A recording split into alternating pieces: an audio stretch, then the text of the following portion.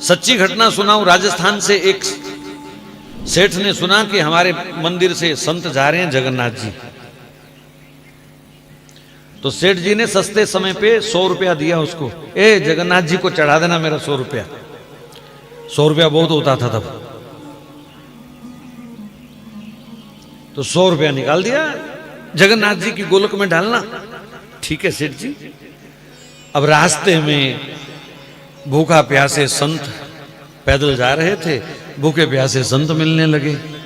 क्या करूं, कैसे इनकी मदद करूं, मेरे पास तो कुछ है नहीं। तो फिर सोचा चलो सेठ जी का 100 रुपया है, पाप तो मुझे ही लगेगा ना, लग जाए पाप, लेकिन कम से कम किसी का पेट तो भर जाएगा। मुझे जो दोष लगेगा, नरक मिलेगा, देखी जाएगी, पर किसी की भूख प्यास मुझसे नहीं देखी जा रही।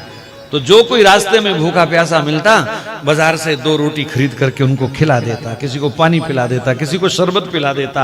जगन्नाथ पहुंचते पहुंचते 2 रुपए बचे उस 100 में से। और जगन्नाथ जी के आगे हाथ जोड़ करके वो खड़ा हुआ और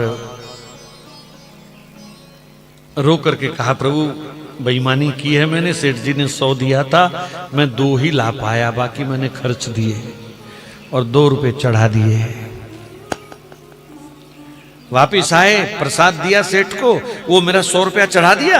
बोले हाँ चढ़ा दिया। बड़ा खुश हुआ, जगन्नाथ जी को बड़ा याद किया, मैं तो नहीं आ पाया, पर आप कितने दयालु हैं, मेरा 100 रुपया आपने स्वीकार कर लिया। अब बड़े लोगों को आदत होती है ना बार बार 100 रुपया बोलने की। मेरा 100 रुपया आपने स्वीकार कर लिया। ऐसे वो जगन्नाथ जी का धन्यवाद करते करते सो गया। तो जगन्नाथ जी स्वप्न में आ गए। स्वप्न में आ गए तो सेठ ने फिर ठाकुर जी के मुंह से सुनना चाहा, ओ महाराज आपको 100 रुपया भेजा था, मिल गया? तो कहा सेठ जी 100 तो नहीं 98 मिले हैं मुझे। अरे बड़ा बेईमान है वो महात्मा, 2 रुपए खा गया। मेरे को तो कह रहा था मैं 100 रुपया चढ़ाया है। ये बेवकूफ आदमी, बेईमान आदमी, संत वेश में भी धोखा करता है। ठहर जाए, इसकी खबर लूंगा सुबह। सुबह उठते ही उसने नौकर भेजा और महात्मा को बुला लिया।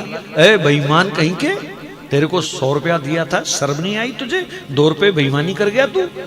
मुझे स्वयं जगन्नाथ जी ने बताया कि तूने 98 रुपए चढ़ाए हैं। कहां है 2 रुपए? महाराज जब सेठ के मुंह से ये बात सुनी तो वो संत तो रोने लग गए। हे जगन्नाथ प्रभु, आज पता चला कि तुम क्या स्वीकार करते हो।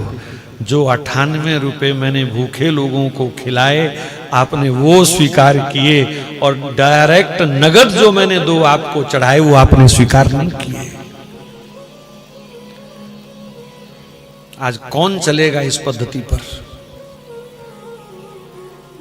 मैंने वृंदावन के बड़े बड़े मंदिरों में देखा। हमारे एक दिन मैं गया बिहारी जी के, एक सेठ अपने थैले से गड्डियां निकाल निकाल के डाल रहा था। मैंने कहा बहुत अच्छा, ठाकुर जी ने दिया, इसका पैसा कहीं भी चढ़ाए। लेकिन दुख तब लगता है जब हजारों हजारों गैया वृंदावन में भी कूड़ा करकट खाती हुई दिखाई देती हैं।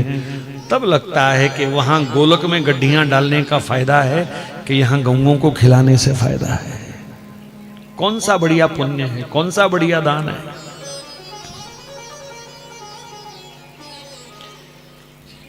तो मैं कभी नहीं कहूंगा कि आप मंदिरों में नोट ना चढ़ाएं, पर अगर किसी जरूरतमंद को जरूरत है तो उनके मुख में देना ही ठाकुर जी स्वीकार करते हैं, ना कि ठाकुर जी की गोलक भरने में ठाकुर जी खुश होते हैं।